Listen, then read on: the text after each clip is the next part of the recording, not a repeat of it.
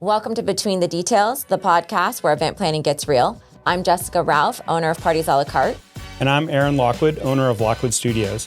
Each week, we'll be sharing insider tips, honest advice, and behind-the-scenes truth for both vendors and clients.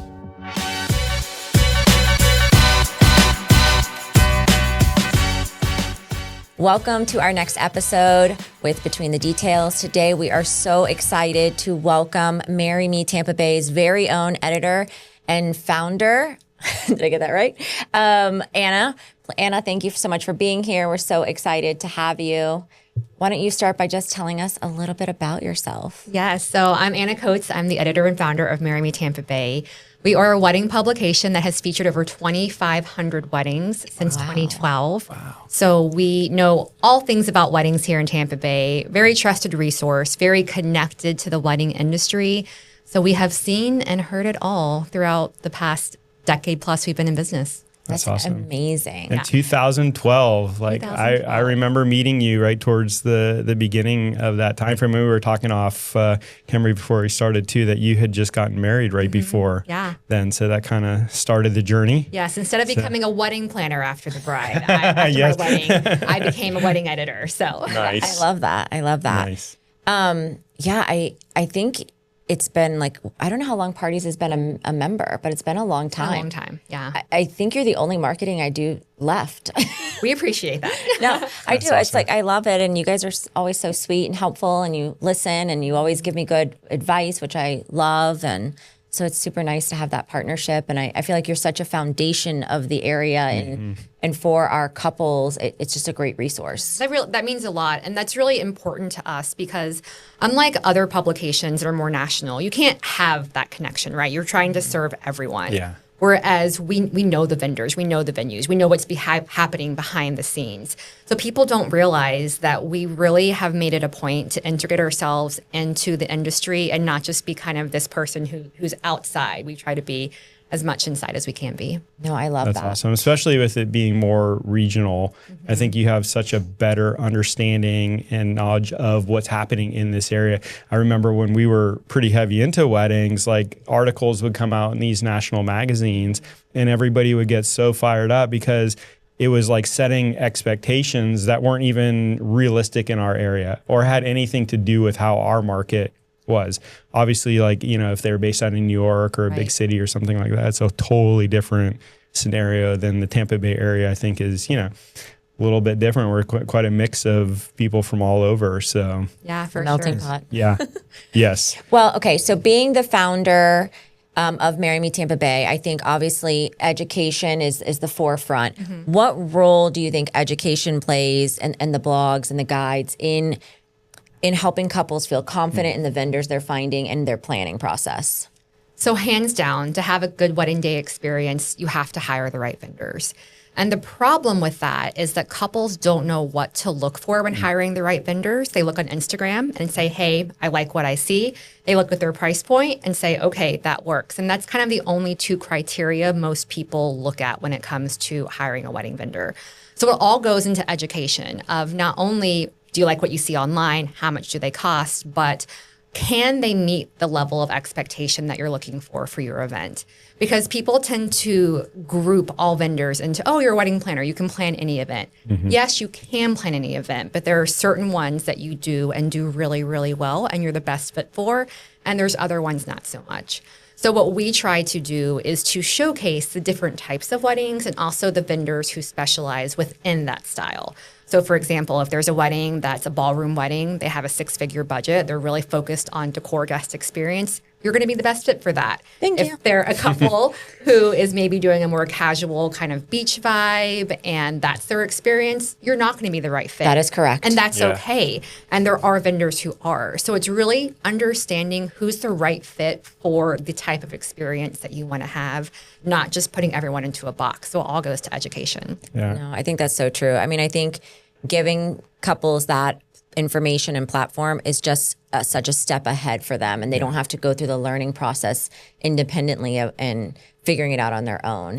Hey, it can't just be about the pretty pictures. There has to be some other aspects to it. I also think that you are very hands-on when you're reaching out to your couples or they're reaching out to you. You really go the extra mile to make sure that if that planner is not available, then hey, there's another planner we think, would work really well for you. And you really take all the next steps in building those connections and helping that couple really find the resources that they need. Absolutely. Yeah. People don't realize that they can DM us and ask us any questions whatsoever.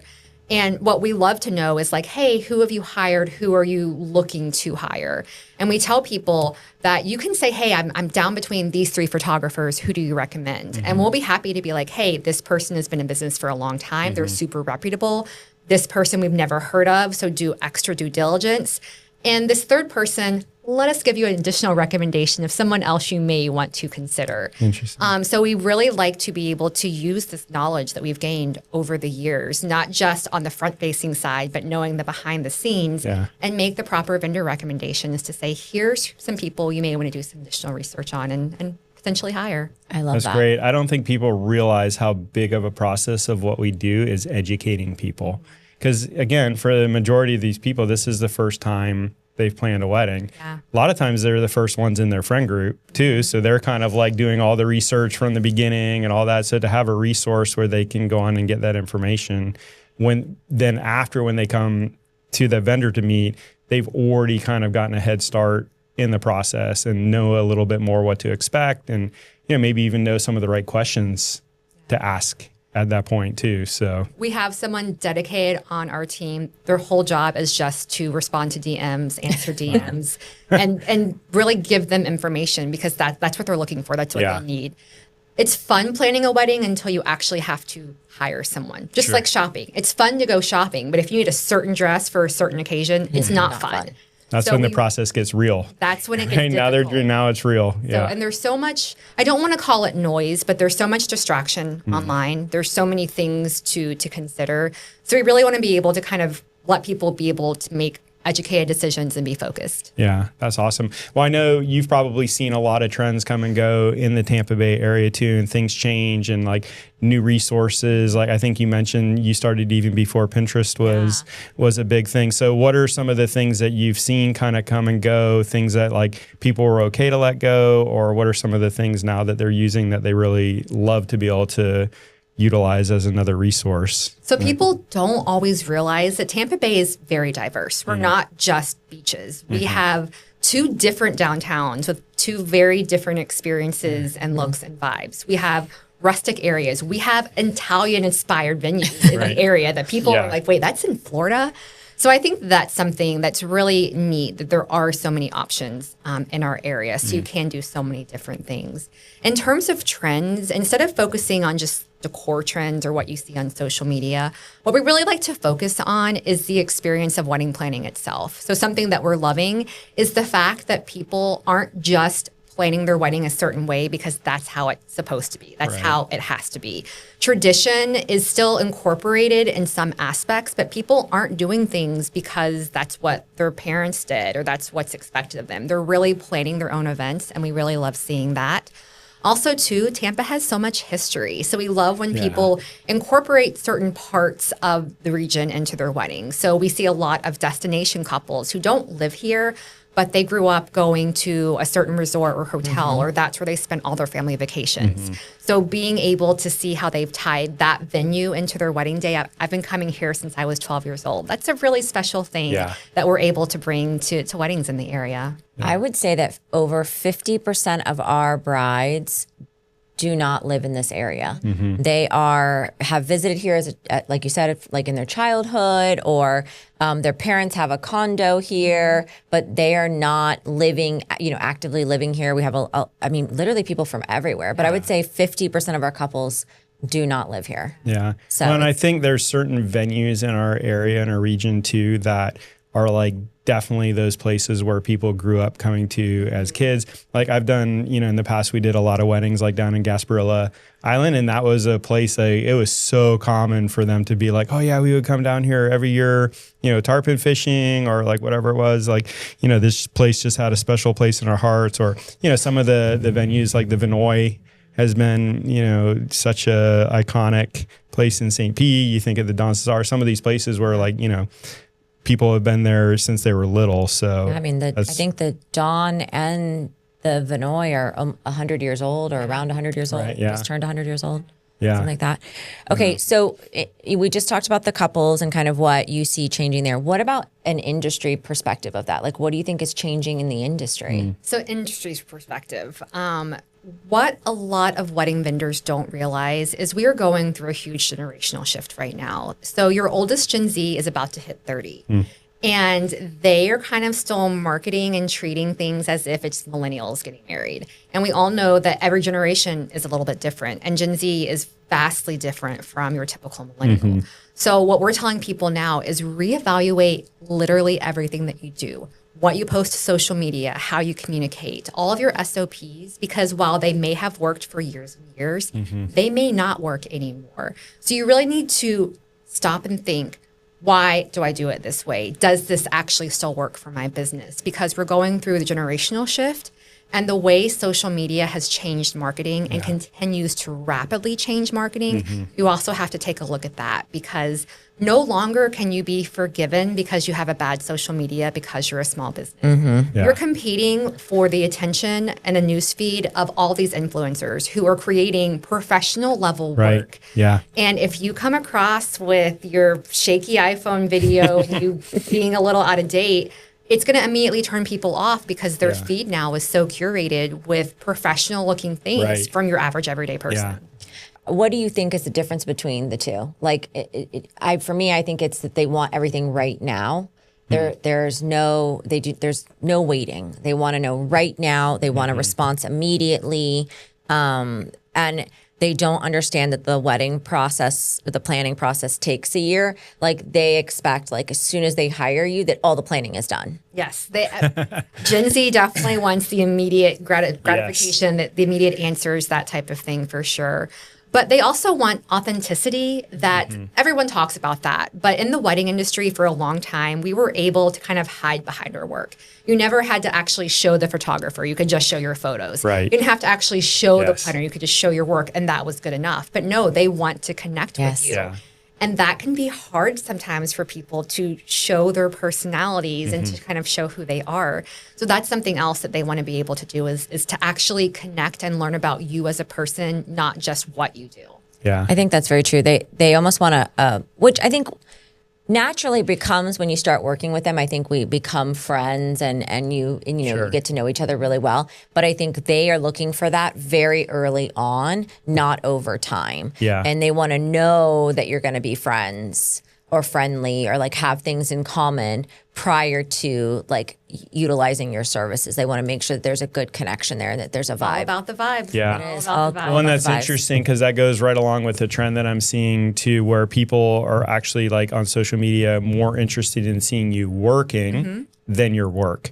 So then you have to find that balance of like, okay, show that I can do good quality work, but what's the experience like working with us? So like posting all those behind the scenes videos. And I mean, even doing this for us is like so different. We're used to being the ones behind the scenes. So for a lot of people the thought of having to get in front of the camera or show themselves, doing their work, it can be a lot, but something really interesting that I spoke to a wedding planner who used to do a lot of stuff on TikTok, and he would just talk to the camera.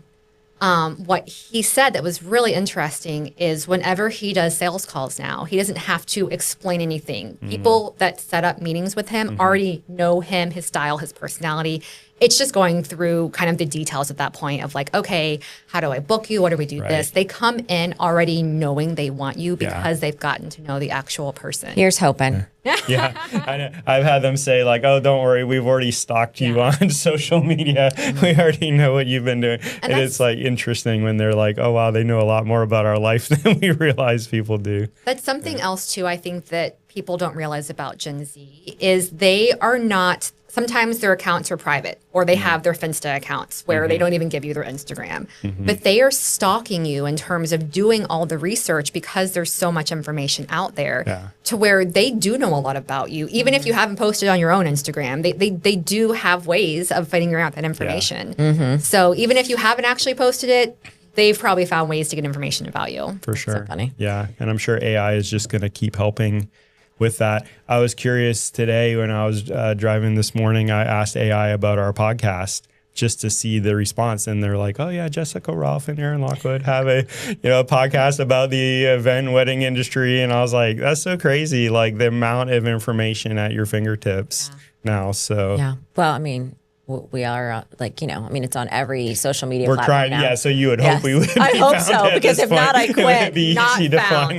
Lord, listen, I told you our last video is like going crazy, and just trying to answer all the comments and have engagement with everyone. It's a lot. And so but I love it. I love getting to connect, with our vendors and our clients that way. And it's a fun, way to kind of have more of a communication versus just seeing them on the wedding day or, sending an email. For sure. I think that's like, again, we're already seeing threads through all these conversations, but I think the people that gravitate towards doing the more hands-on personal approach, they like that interaction. Mm-hmm. And, whether it's a corporate client, a wedding, whatever, like you are really investing a lot of time into getting to know that couple, know that company, like what their needs are, and that relationship marketing is just huge now. So for referrals and just everything. So well, plus on the wedding day too, I feel like some people don't understand you're going to spend more time with your photographer than anyone else on your wedding day, way more than you do your actual spouse. Yeah.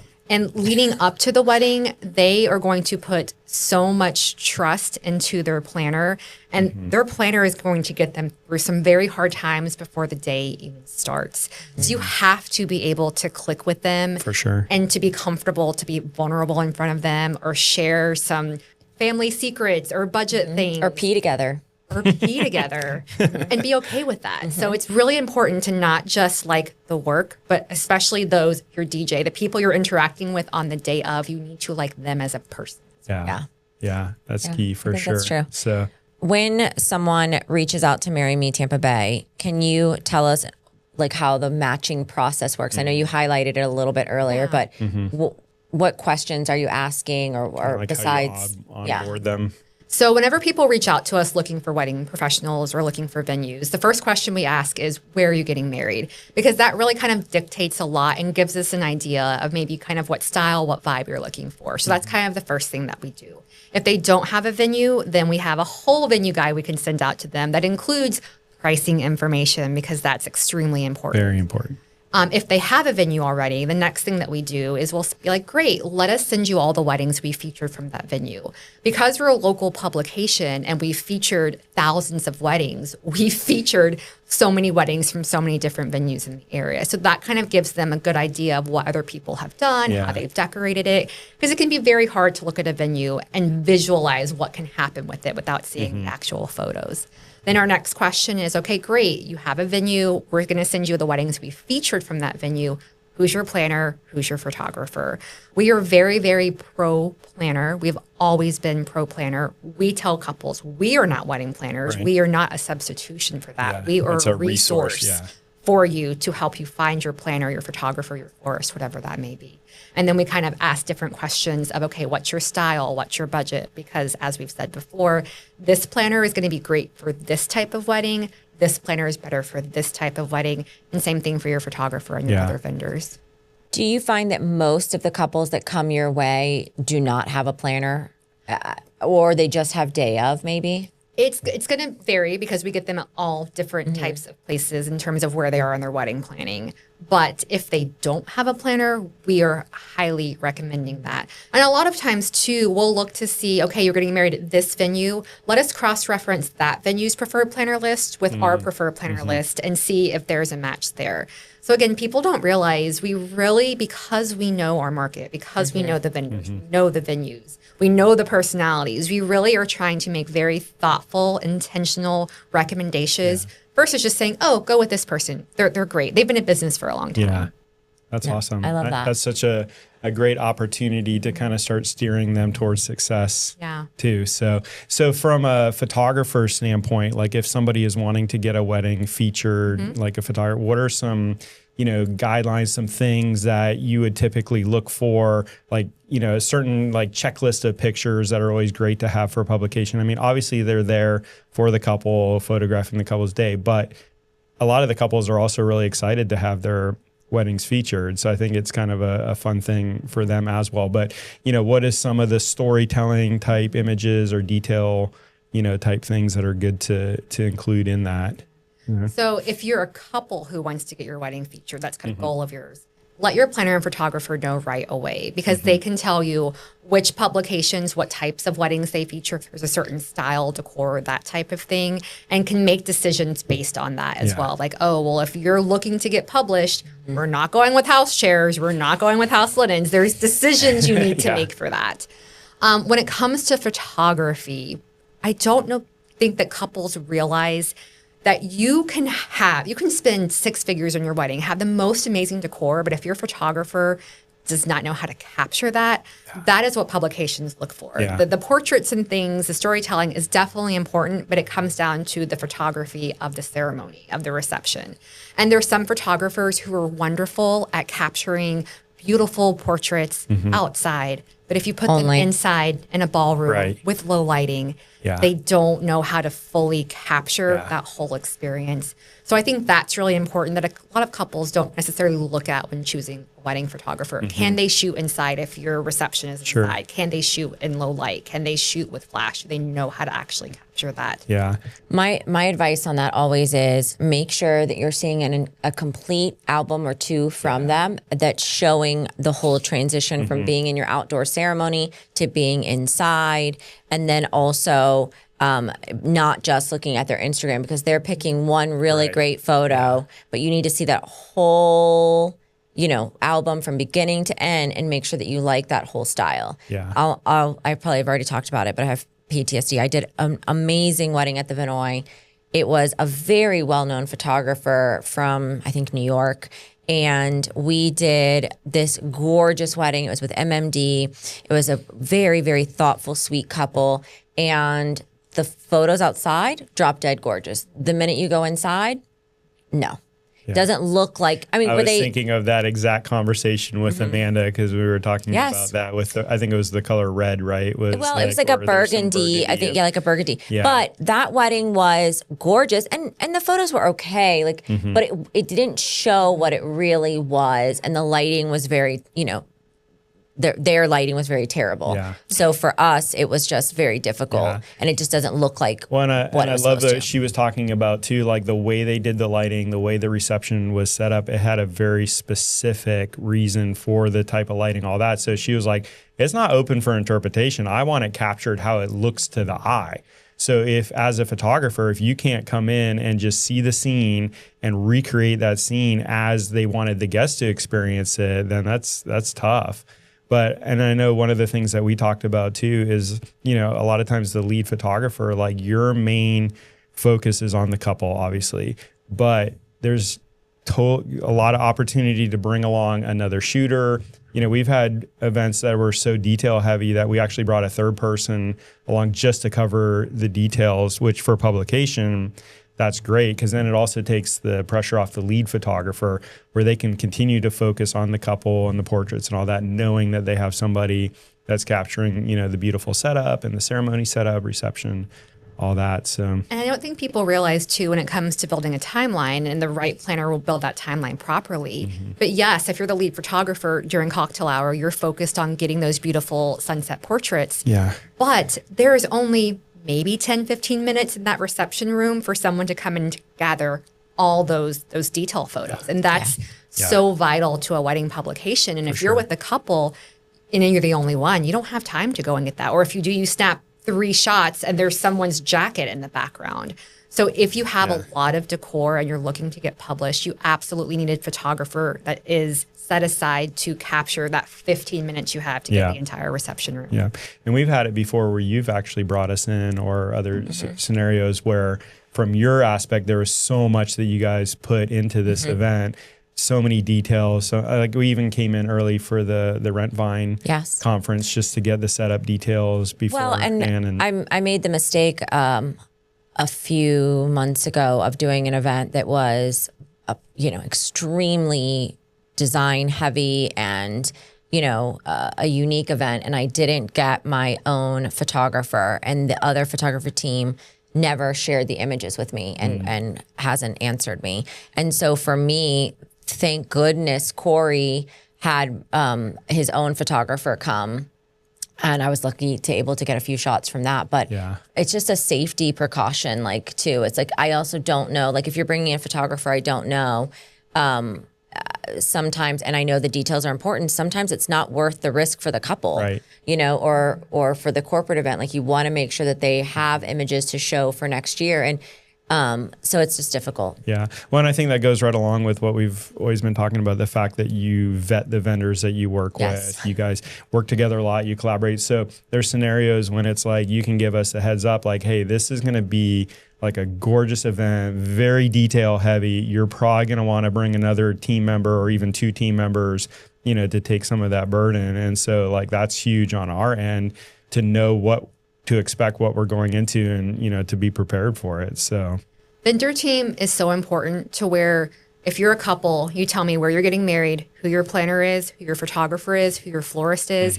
I can already tell you the likelihood of us publishing your wedding without seeing a single photo just from knowing those 4 things. Yeah. That's it. Crazy. Yeah. Well, so it definitely sounds like your relationship with the photographers is like key probably for both, right? So it's great exposure for the photographer, but it's also really important for your publication to be able to like have those images to show. And so looking for, you know, the photographers that can produce that quality is very important. So, and it's also too important to look at photography style, right? Light and airy has dominated the wedding industry for years and years.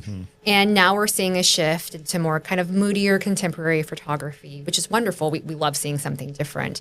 But I think that couples need to realize that look at how your photographer edits those images, because if you ask for a different editing style, then that's not the right photographer for you, no matter how gorgeous they don't push them make you into look. something that they're, Exactly. Yeah. So that's really important too, is to pick a photographer whose current style matches what you want. And you're not saying, oh, well, can you make that a little bit darker? Or can you do this? Or can you do that? If they're not showcasing that already, then that's not the right photographer for you. And we had a lot of situations like that when we were primarily doing weddings, where people would come in and like, can you edit this way? Like maybe it was like a trend where it was like this torn edges or grungy look, things like that. And I'm like, that's not really true to our style. So yes, we could, but that's not, to us, that's not timeless. Like, I want you to look back on your wedding images like 30 years from now, 50 years from now, and be like, oh, that's a timeless image. It's like beautifully lit. It's, you know, indicative of the day. That was the other thing that I didn't like too, is when so many things were being shot that had absolutely nothing to do with the actual wedding day. Like, I felt like it should be the story of your day. So I feel like the storytelling imagery never goes out of style. Like, if you're capturing those true emotions and like, you know, the people that are there, where it took place, like all the little details, like that's timeless. Like, that won't ever be a trend. And also with photography too, this is often the first time that a couple has been in front of a professional photographer. And they may say, hey, I'm not great at taking photos. I feel awkward. My fiance doesn't like having his photo taken. But if you have the right photographer who makes you feel comfortable and knows how to pose you and make you feel good, that makes a huge difference as well. So you're not just staring at the camera, just smiling and looking super awkward, or getting kind of some of those, what we call cheesy pose shots. Having that natural flow makes such a difference. For sure. That's why I'm a huge proponent of an engagement shoot. Absolutely. Because I think I fight it so many times, but for me, it's like you need that time to practice. You need to see for yourself, okay, oh, I don't like when I'm this way. I don't like when I'm that way. You need to get a rapport with your photographer. You need to get a rapport with your partner and figure out how you guys want to jive together. So for me, an engagement shoot is like a must. We almost mandate it. We're like, you have to do it. You need it to make your wedding day go smooth. You don't get a redo on your wedding day, right? Like, there is no redo. We can't reset this and do it all again. So let's make sure that you've got that good rapport and that you feel comfortable in front of the camera, because it's not easy to do it. Like, I hate being in front of the camera, but it's, you get more comfortable. We were such firm believers in that, you know, when weddings were our primary thing, it was almost non-negotiable in some ways, like the engagement session.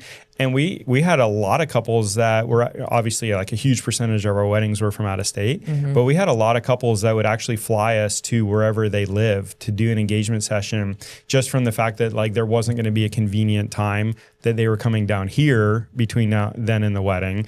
But we're like, hey, we'll come to you.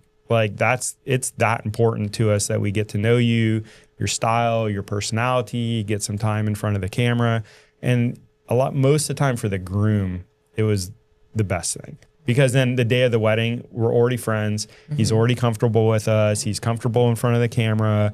You know, you've seen that it can be fun. It doesn't have to be like these awkward, weird poses or like whatever. And we work quickly through that part of it. So like, I think that's a huge part. We do some of that, but we also very much try to schedule it in conjunction with like their hair and makeup trial and with their tasting, or if they're coming down for a decor mock. We really try to, say, okay, let's have, maybe 2 visits, and we try to divide those 2 things. It's a lot to do in one, but we can. And then we'll do hair and makeup trial. They'll usually change the hair and do something different, so it's not exactly the same for the engagement shoot. And then you get to go do the engagement shoot. And I think that's a really nice way to kind of knock 2 important things out at once.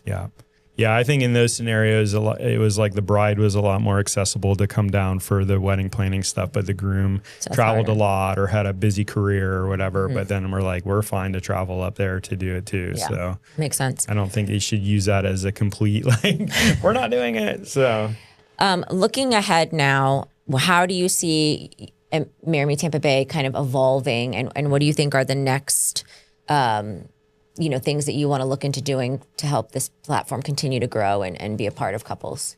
So the thing with weddings is the decor changes, the styles change, but the core parts of wedding planning, they don't change. So that goes back to, for us, showcasing what's available here in the area. We always have new venues coming online. We always have, new things happening there. But it goes back to the core. If you hire the right vendors, you're going to have the best experience. And for us, as I've said, we're not just someone sitting behind a computer. We are out there engaging with vendors, getting to know them. For example, there was a venue that closed very abruptly. Yes. We got a phone call the night before it happened saying, hey, this is going on? So literally the next morning, we could be on top of, okay, what venues have availability starting this weekend for couples. That's crazy. So people don't realize just how important it is to truly be connected if you're going to be someone who is a resource. Yeah. Sure, there are vendor listings out there where anyone can sign up and have a vendor listing. For us, we vet every single preferred vendor, and we vet them by asking other vendors, hey, what do you like about Jessica from Parties a la carte? Why do you recommend them? Are they not only good to their clients, but are they also good to other vendors in the industry? Because we know of people who do phenomenal work, but they are a pain to work with. And you know that it's not going to be a symbiotic team environment the day of, and you can't recommend them because you know that they're just going to be difficult to work with. And that's not me, because I'm an angel. And that is not you. Well, and that's another thread that we've had through all these conversations, is that people that want to get into these more elevated events, like, they are all team players. Yes. I think it's the number one thing that we say is, like, if you want to be on our team, then you have to help when we need help. I'll never forget, I had a vendor, I was doing a wedding at the Vinoy, and something happened with the venue, and we needed 10 more minutes of music. 10 minutes. I don't even think it was 10 minutes, to be honest with you. I think it was 5. And they were like, it's going to be $150. And I was like, are you kidding me? And he's like, no, I'm dead serious. I was like, fine, I'll pay it myself.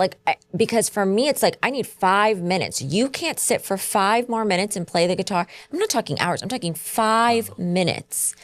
Never will hire that person again. Because for me, it's like, there's things, do you think I don't do things I don't want to do? All day long, I'm helping put silverware out or put a whole linens list of out. Stuff that the average person would not want to do for somebody that they don't know. Like, we will do family. anything that we need to do to get that day to be successful for the couple. As long as it's illegal and not illegal, not illegal, then I will pretty much do whatever it takes to get the day done. Like, we are saying in our offices, we are in it to win it. Like, at this point, we're in it to win it. We're going to do whatever it takes to make this day like what it needs to be. So no. The wedding industry is so interesting in so many ways, but it's really interesting in the fact that you hire all these individual businesses and you're like, hey, you guys all work together to make one of the best days of my life happen, right? Yeah. And you may have never met each other, but you all have to come together. So it is such a team environment, but you're working with businesses that you maybe have never met before, which is why you want to hire vendors who do know each other and produce these amazing things under so much stress, under the tightest timelines, under crazy weather conditions. It's truly magical when you think about how it all comes together. I mean, on the average wedding, I would say you have 14 to 20 plus vendors easily, and so it can be a lot to manage. Well, and I think it's interesting, like even on the corporate side of things, I can come into a scenario where like I've never worked with this vendor before, but almost immediately you can know, oh, this person is going to be awesome to work with. They're a team player. Just your first interaction with them, or you can be like, okay, this is going to be tough. So. And how every moment of the day affects other parts. If your hair and makeup runs late, that can affect how long your reception goes. There's just so many moving parts that you really, again, have to hire the right vendor team. Yeah. I can't say that I don't stress it enough to my couples. I'm always like, you're asking me to book this person that I've never heard of. I don't know how they operate. They're not, like, especially in hair and makeup, they're not a wedding hair and makeup person. And that starts your whole day and dictates our entire timeline. Like, no, you have to have a wedding team of hair and makeup, and if you want to bring in your one stylist to do your one hair, no problem.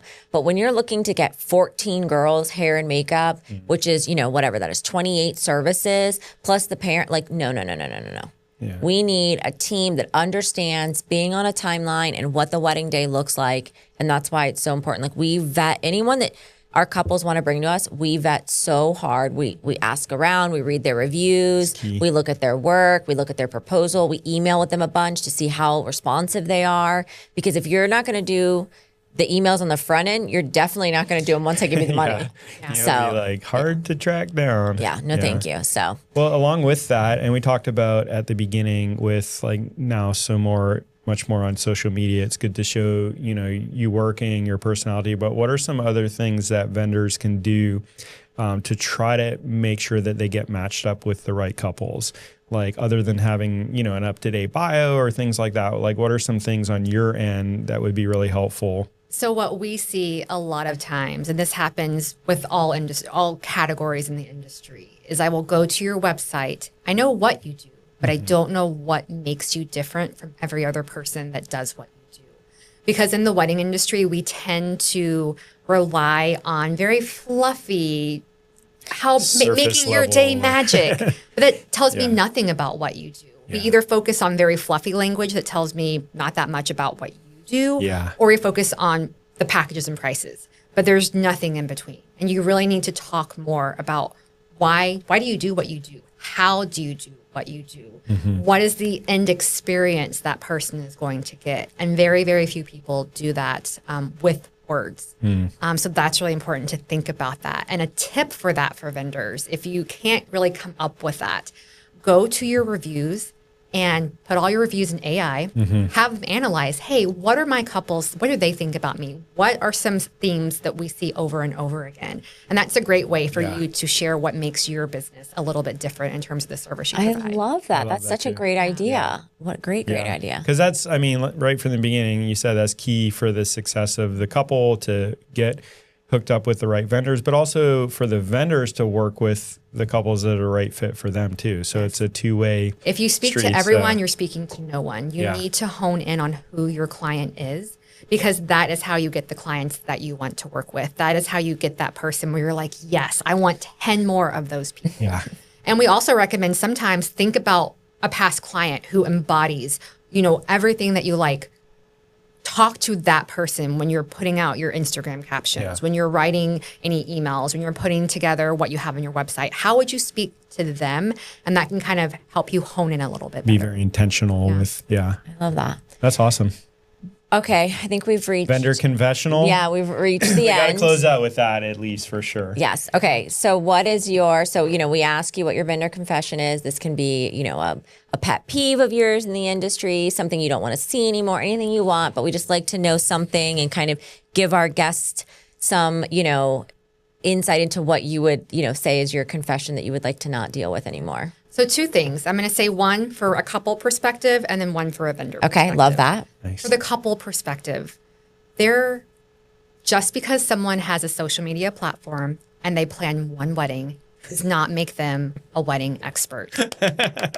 They can great. tell you about their experience, how wonderful or not wonderful it was. Yeah. But it does not mean that is how things should be. Yeah. So you really need to look at the source of where the information is coming from. Mm-hmm. You can put that and absorb that information, but just because one person who had a wedding gives you information does not mean that it is factual things that will 100%. actually make your wedding day Yeah. magic. Yes. Well, That might have been good for them, but it might not be good for you. Yeah, I see people posting that even partway through their wedding process, not even through, they're done with it now. They're already they're only halfway into their planning process and they're posting on social media about this should be this and this should be that. Like, Listen to your vendors, trust them. If they tell you why that's not going to work or what it's going to take to make that work, listen to them, not the person that had the wedding once and told you to do something. I love that. I love it. The advice I have for vendors is you have to evolve. With the couples entering the Gen Z era getting married, with the way marketing and social media is changing, you have to evolve if you want your business to stay relevant. And no one is going to try to save you. If your social media looks like your photos are from 2007, no one's probably going to tell you that. They're just going to stop recommending. You would. I would potentially. No, 100%. Yes, you would. I'll never forget the day. Very kindly. Yes, I'll never forget. Yes. She came to me and she said, Jessica, what level of wedding would you like to do? And I was like, and she's like, and what level of wedding are you doing now? And I was like, I don't know, whatever. And she's like, okay, then you need a new website. And I was like, okay, I'll get right on that. Was I wrong? No, you were not wrong. I probably need another new website. Don't go look right now. I'm not ready for that. But no, like she does a nice way of saying like, hey, then you need this. 100%. Like, I think that's one of the reasons I love Marry Me Tampa Bay.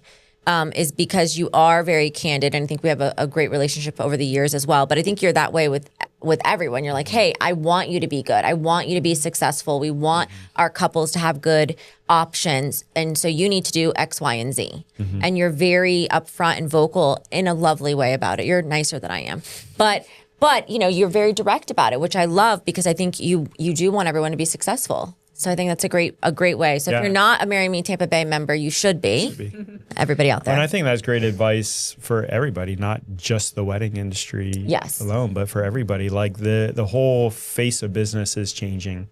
So you have to be prepared to evolve and grow and continually analyze what you're doing, what's working well, what's not, and make those decisions. So yeah, I agree. Well, thank you so much for being on with us today. It was great to catch up with you. Absolutely. So. Well, we look forward to having you back, and we'll think of more things to talk to you about, I'm sure. Yeah. So we can have you back again. Thank you so much. Thank you.